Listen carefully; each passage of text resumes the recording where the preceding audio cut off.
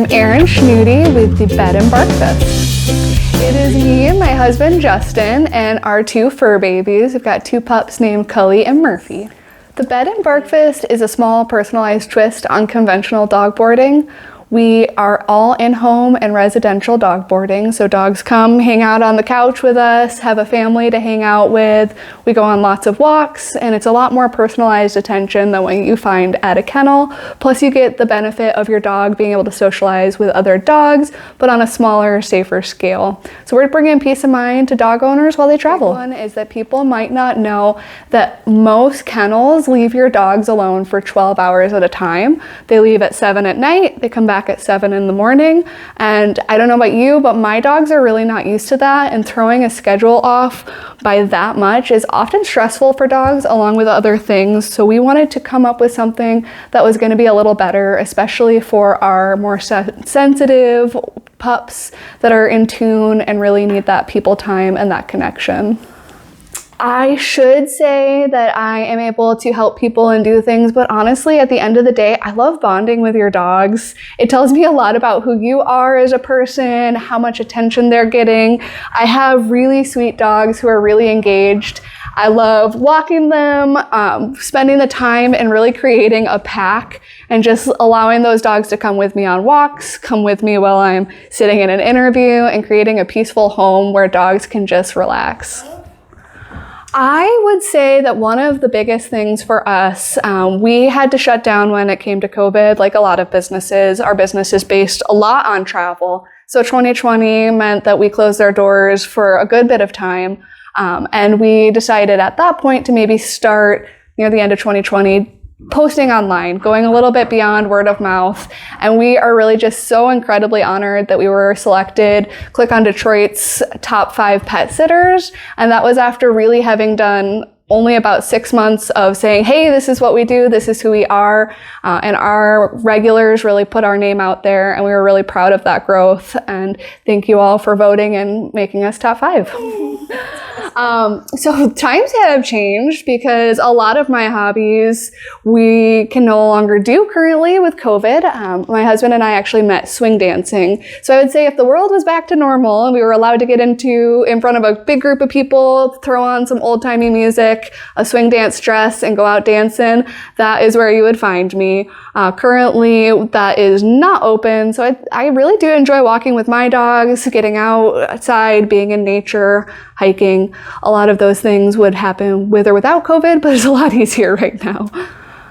There are some pros and cons in this industry for being a female. I think that I play into the pros because people think of females as the caretakers, so that has worked for me. But especially being a young-looking female, not that 30 is aged by any means, but I usually get confused as much younger. I find it really hard for people to take me seriously when it's time to ask for my business accounts or looking into tax information, LLCs. I often have people trying to reach out to my husband for the things that we've delegated to me, and things that are delegated on his plate, they assume are things I do. So there's a lot of things that we have to make very clear to people that, we're a team, we work together, but we don't necessarily have to have my husband answer all the business questions. In fact, he doesn't want to. So just give me a call when it comes to that kind of thing.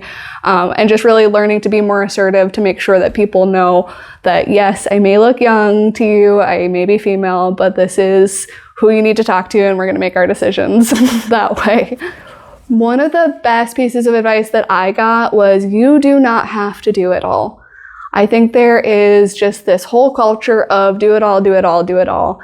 I grew up where our church would talk about the Proverbs 31 woman. You go buy land, you wake up early, you do this, you do that.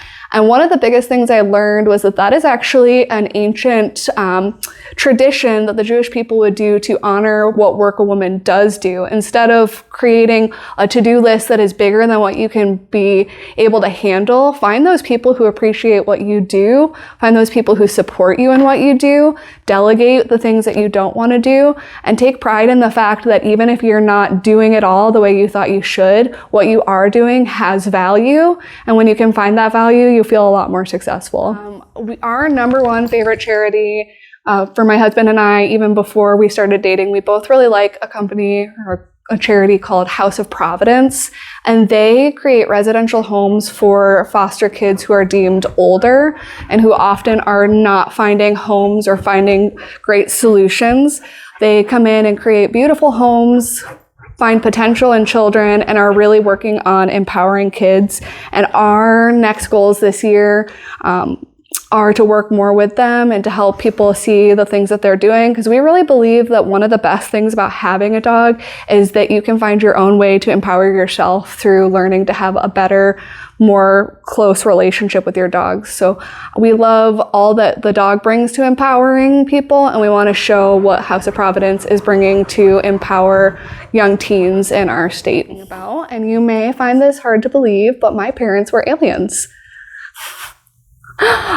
We all actually became citizens when I was close to about 7 years old. So I love leading that we were aliens. My mom's from England, my dad's from Canada, I'm from Canada, and we became citizens when I was about 7, and they worked hard to take really difficult tests.